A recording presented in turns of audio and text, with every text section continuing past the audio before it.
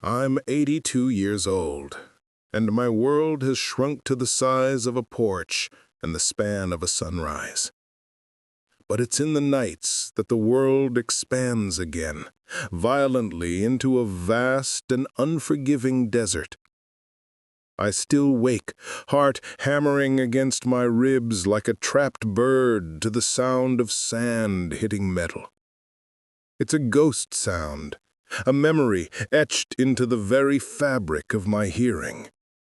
It's the sound of a hot, gritty wind scouring the side of a broken-down truck. The sound of my own breath rasping in the stillness. The sound of hope dying. It's the sound that preceded the betrayal. The doctors over the years have given it fancy names: post-traumatic stress, auditory hallucination. They've offered pills to blunt the edges, therapy to reframe the memory. But I don't want it reframed. I want to remember it exactly as it was. The memory is my anchor, the whetstone on which I've sharpened my resolve for 4 long decades. Back in the 70s, I was a different man. Younger, softer in ways that had nothing to do with physical strength. I served in a small, unglamorous engineering unit stationed in a dust-blown corner of the world that God himself seemed to have forgotten. We weren't frontline heroes. We were the grease monkeys, the road builders, the men who made it possible for the heroes to be heroic. Our battles were against rust, mechanical failure, and the relentless, consuming emptiness of the desert. And then there was Sergeant Cole. Even now, the name feels like a splinter in my mind. He was a force of nature, Cole. Charismatic, in a way that felt more like a threat than a charm.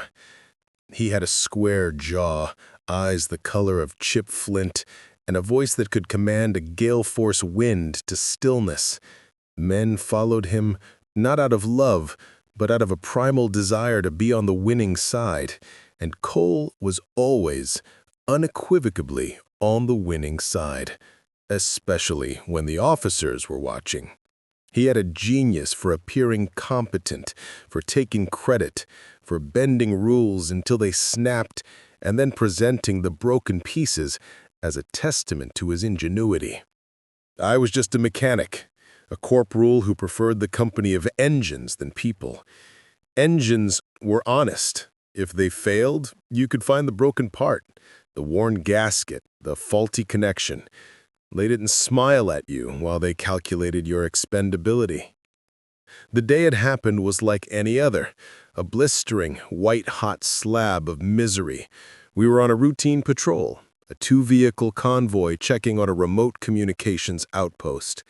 I was in the lead truck, a hulking, canvas-topped beast that groaned with every bump and pothole. Cole was in the second, a lighter, faster vehicle. I remember the precise moment the axle went, a loud, sickening crack, followed by a lurch that threw us against the sides of the cab. The steering wheel went dead in my hands. "What was that?" Private Samuels asked from the passenger seat, his voice tight with a rookie's anxiety. I said, "Trouble," my stomach already sinking. I climbed out into the furnace blast of the day. The air was so dry it felt like it was sucking the moisture directly from my eyes. I slid under the truck, the metal of the frame searing even through my uniform. The sand was a fine, abrasive grit against my back. And there it was, a clean fracture in the front axle, a death sentence out here. I was wrestling with a wrench, my hands slick with sweat and oil, when I heard it.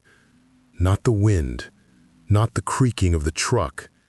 It was the sound of engines. Multiple engines, growing louder, closing in fast from the direction we'd come. My blood went cold. "Cole!" I shouted, scrambling out from under the truck. The look on his face, seen through the dusty windshield of his own vehicle, is burned onto my retina. It wasn't fear. Not at first. It was calculation. A swift, cold assessment of the variables. Us, broken down, sitting ducks. Them, an unknown number, approaching fast. The radio in our truck was dead. We'd found out moments before the axle broke. We were isolated, screaming into a void. "Cole, they're coming!" Samuels yelled, his voice cracking. Cole's eyes met mine for a fraction of a second. In that moment, I saw the decision being made. I saw the numbers tallied, the balance sheet of lives drawn up, and I saw that my name, Samuel's name, Private Pete Miller's name in the back of the broken truck were all on the debit side. "Cole!" I screamed again, taking a step toward them. He didn't speak. He just jerked his head at his driver. The engine of the second truck roared to life. The tires spun, kicking a plume of sand and grit into the air, stinging my face. He left us. Just like that. He turned his vehicle around and drove away, leaving the three of us stranded in the middle of nowhere with a broken truck, a dead radio, and a handful of canteens. The sound of their engine faded, swallowed by the vast, indifferent silence of the desert. It was replaced by the growing, menacing rumble of the other engines. And underneath it all, that constant, whispering hiss of sand peppering the metal of our useless truck. I turned to look at Samuels and Miller. Their faces were masks of pure, unadulterated terror. We were already dead, man. We just didn't know it yet. The next 48 hours are a fragmented nightmare, a reel of film scorched and melted in a fire. I remember running, the three of us abandoning the truck, taking what little water we had and scrambling for a cluster of rocks that offered the barest illusion of cover. I remember the insurgents, not soldiers, but hard-eyed men in dusty robes, searching the truck, then fanning out. I remember the sharp, flat crack of rifle fire. Miller went down first. He just crumpled. No last words, no dramatic cry. One moment he was a living, breathing man. The next, he was a heap of cloth on the sand. Samuels and I ran. We ran until our lungs burned and our legs turned to lead. We hid in a narrow wadi as the sun began to set, plunging the world into a chilling, blue-black darkness. We didn't speak. What was there to say? We shared a sip of water, the warm, plastic-tasting liquid doing nothing to slake the profound thirst that was already clawing at our throats. The night was endless. The cold was a shock after the brutal heat of the day. I shivered uncontrollably, my teeth chattering. The sounds of the desert at night are a symphony of predation, scratching, skittering, the distant cry of some unknown creature. Every one of them sounded like an enemy approaching. At first light, we moved again. Samuels was slowing down, his breathing a ragged wheeze. He'd taken a piece of shrapnel in his leg during the initial burst of fire, a fact he'd kept hidden until now. The wound was an angry, purplish gash, already hot to the touch. Infection, out here, was a death sentence as sure as a bullet. By the second afternoon, Samuels couldn't go on. He slumped against a rock, his face gray. "Go," he croaked. Just go, man." I couldn't. I stayed with him as the sun reached its zenith, a furious, blinding eye in the sky. I held the last of the water to his lips. He sipped, then pushed my hand away. His eyes lost focus. He started talking to his mother, his words slurring into nonsense. Then he was just gone. His chest stopped moving. Just like Miller. Another life extinguished. I was alone. The solitude was more terrifying than the enemy. The desert wasn't just a place anymore. It was a living entity, and it was consuming me. The heat baked my skin. My lips cracked and bled. My tongue swelled in my mouth. I started seeing things, mirages of shimmering blue lakes, of the base camp with its fluttering flags, of Cole laughing at me.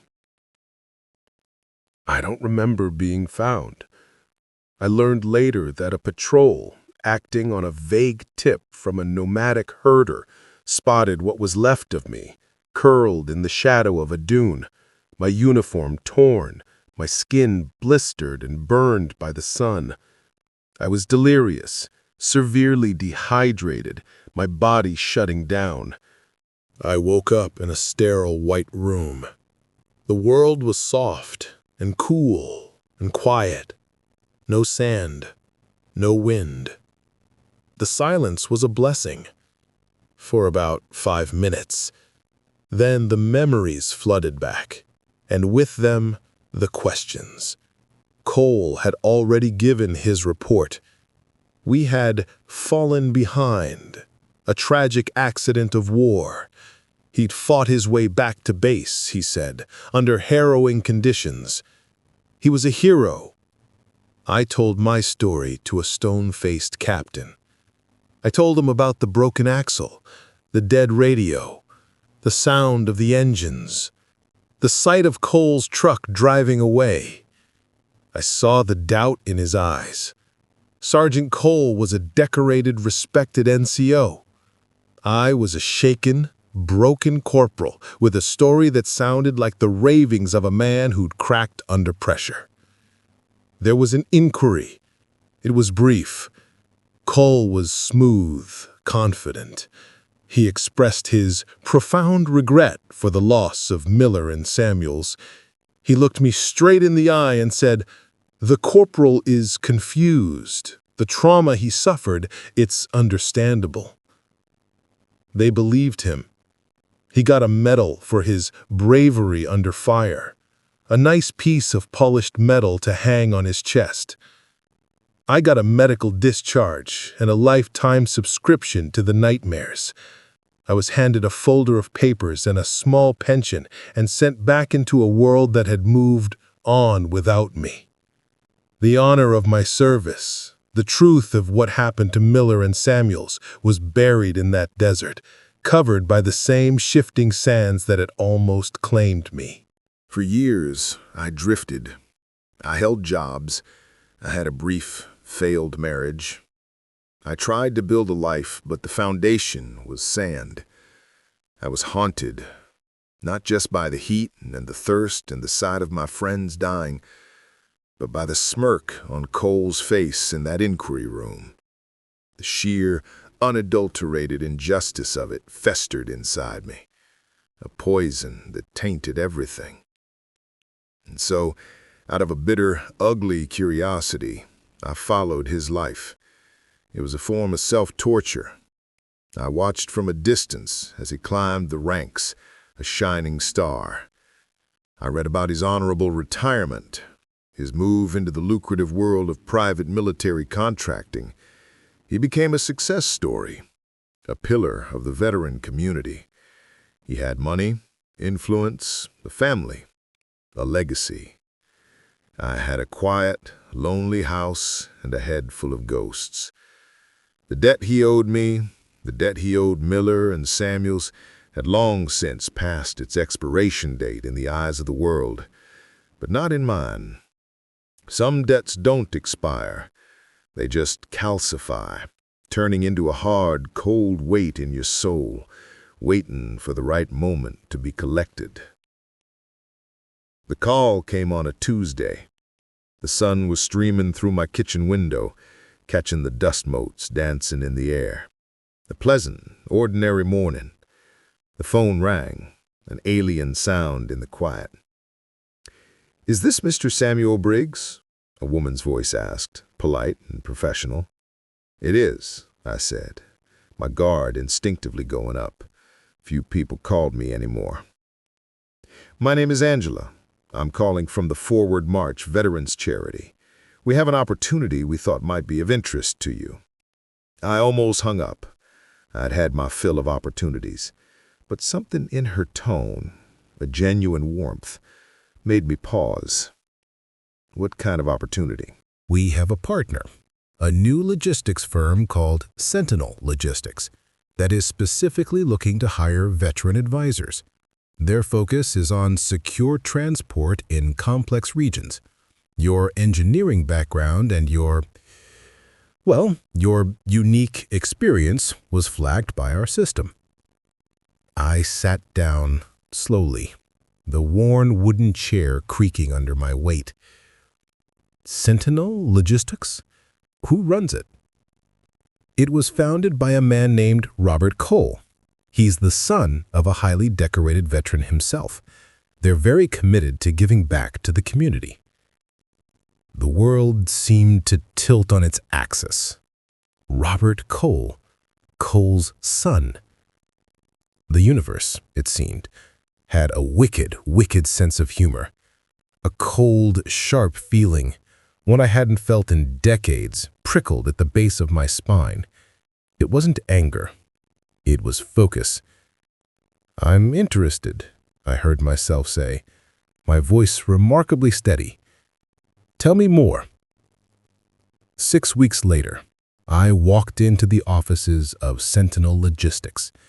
It was a glass and steel monument to new money, all open-plan spaces, minimalist furniture, and the faint, sweet smell of ambition. I wore a new, ill-fitting suit. I felt like a relic, a ghost from a forgotten war haunting the corridors of modern success. And then I saw him. Cole. He was standing near a large window, holding a porcelain coffee cup, holding court for a couple of young, eager-faced employees. Time had done its work on him, but it was a refinement, not a decay. His hair was a distinguished silver, his face lined in a way that suggested wisdom, not weariness. He'd filled out, the lean soldier's frame replaced by a solid, comfortable bulk. But the smirk was the same. The way he held his head, the arrogant set of his shoulders, it was all exactly the same. He didn't recognize me, not a flicker. To him, I was just another old-timer, another faded photograph brought to life. I was a non-entity. His son, Robert, was a different matter. He was in his late 40s, with his father's jawline but softer eyes. He shook my hand with a firm, genuine grip. "Mr. Briggs, thank you so much for coming on board. Your practical knowledge is exactly what we need to ground our operations." He was sincere. I could see it. He had built this company, and he was proud of it. A part of me, a small, human part, felt a pang of something like regret. But it was swiftly buried under the cold, hard weight of that 40-year-old debt. My role was vague. I was to review procedures, assess risk, and provide historical context. It was a make-work job, a charity case. I didn't mind. It gave me access. The first time Cole spoke to me directly, it was a dismissal. He clapped me on the shoulder, a gesture meant to be avuncular, but that felt like a claim of ownership. "Don't you worry about the big picture, old-timer," he said, his voice still that same confident baritone. "We've got the modern tech handled. You just tell us your war stories. Good for morale." Every word was a small, precise dagger. Old-timer, war stories. He was reducing my entire existence, my trauma, his betrayal, to an anecdote, a quaint relic. I smiled, a small, harmless, unforgettable smile.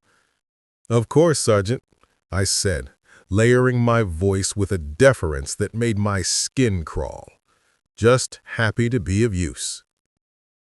His eyes glinted with satisfaction. He was still in command. I was still following his orders. And so, for 6 months, I played my part. I was the harmless, slightly doddering old veteran. I brought in baked goods on Fridays. I listened to the young analysts talk about their dating lives. I nodded along in meetings, offering small, insignificant observations. And quietly, methodically, I began my work.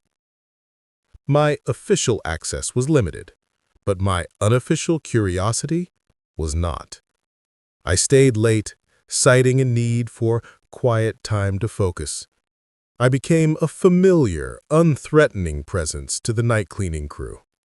I learned the network, the shared drives, the filing systems. My engineering mind, once used to diagnose faulty engines, now turned to diagnosing the complex, hidden machinery of Cole's life. He still consulted for the company. His own firm, Cole Strategic Solutions, was on a retainer that seemed disproportionately large for the vague, PowerPoint-heavy reports he submitted.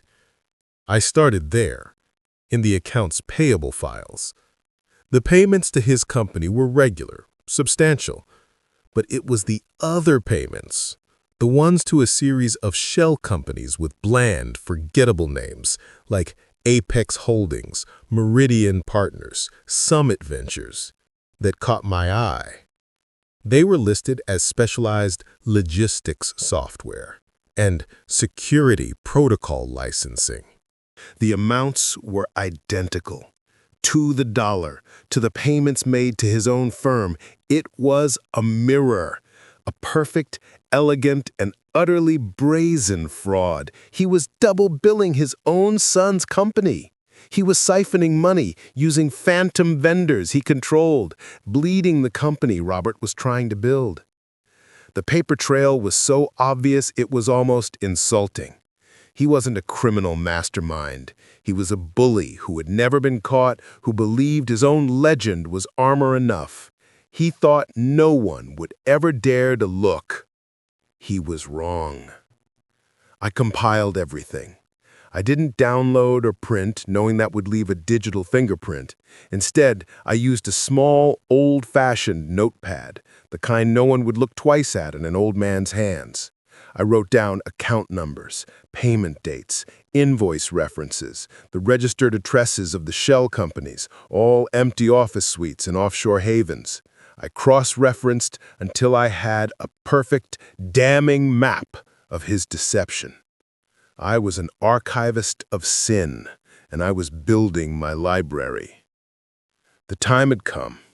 The weight of the evidence was a physical thing in my pocket, in the form of my small, filled notepad. The cool, focused calm I had felt for months began to sharpen into a fine, bright point of anticipation. I remembered the journalist, a woman named Diane from the Forward March charity. She'd written a piece about veterans transitioning to second careers, and she'd interviewed me months ago, back when I first started. She was sharp, perceptive, and had a reputation for tenacity. I called her from a payphone downtown, the plastic receiver cool and impersonal against my ear. "Diane, it's Samuel Briggs. We met a few months ago about the veterans piece." "Samuel, of course. How are you finding life at Sentinel?" Her voice was friendly. "Enlightening," I said, my voice low. "I have another story for you. Not about war, not exactly. It's about a different kind of betrayal." There was a pause on the line. I could almost hear her professional instincts clicking into place. "I'm listening." "It involves fraud, significant fraud. A decorated war hero, a pillar of the community, is systematically looting his own son's company through a network of shell corporations. I gave her a few of the shell company names, the amounts. The documents are all there, in the company's own records. They're just waiting for someone to connect the dots. This is a serious accusation, Samuel. Her tone was neutral, careful. I know. I was there when the original betrayal happened, 40 years ago, in a desert on the other side of the world. He left me and 2 others to die to save his own skin. He's been running ever since. It's time he stopped.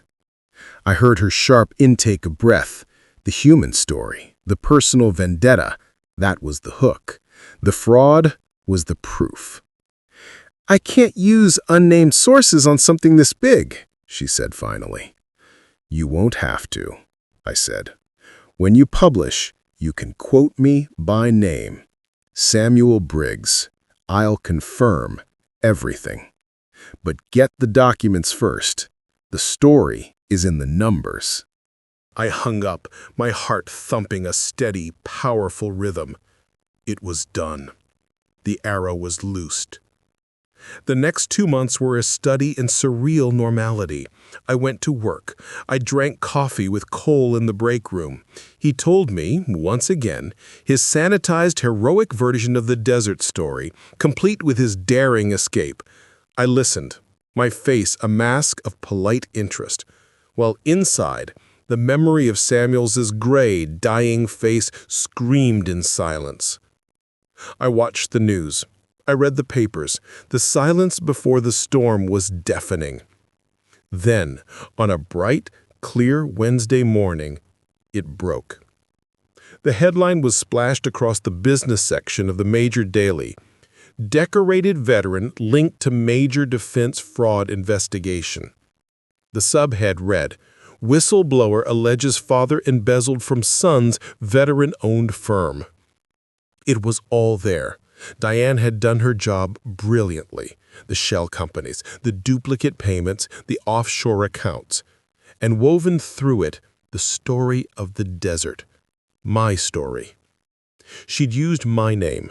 I was the whistleblower, the old veteran seeking justice not just for himself, but for the 2 men who never came home. The office exploded into chaos. Phones rang incessantly. Robert Cole's door remained shut for the entire day.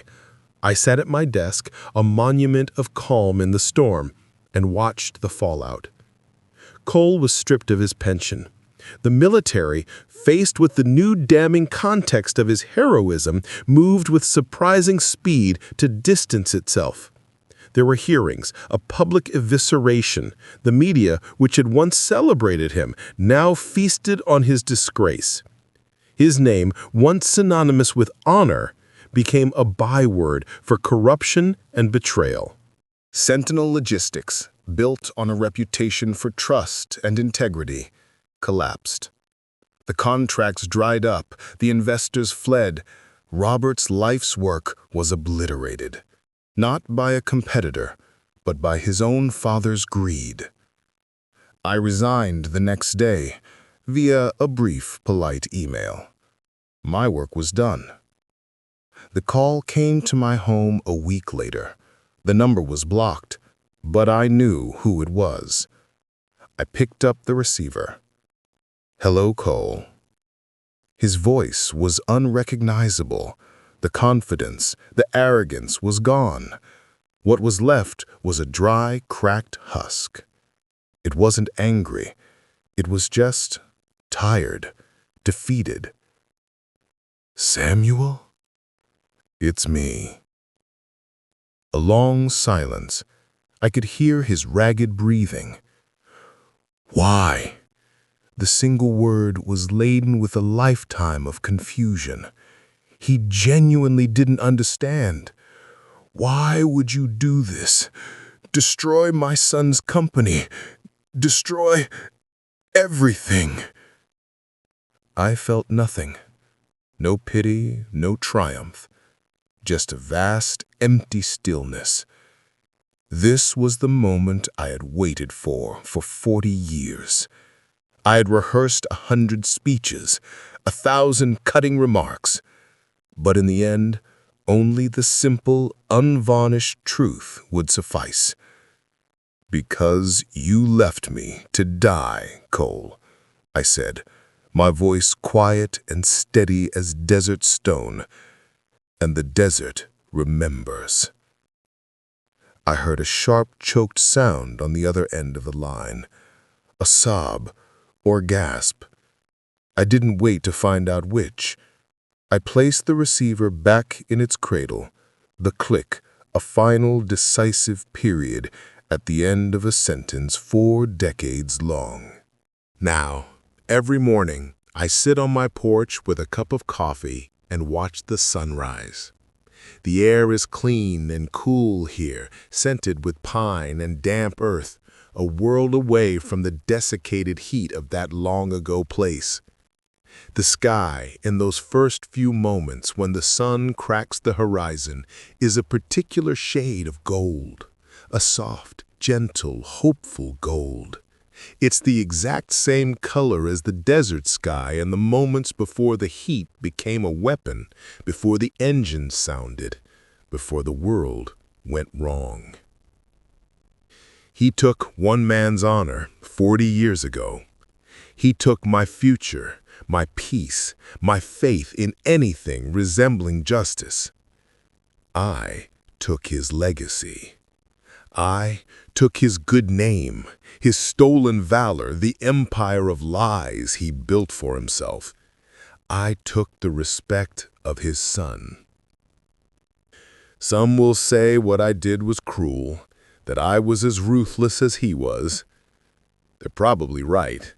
But they didn't lie under a truck with sand grating against their skin, listening to the sound of their own salvation driving away.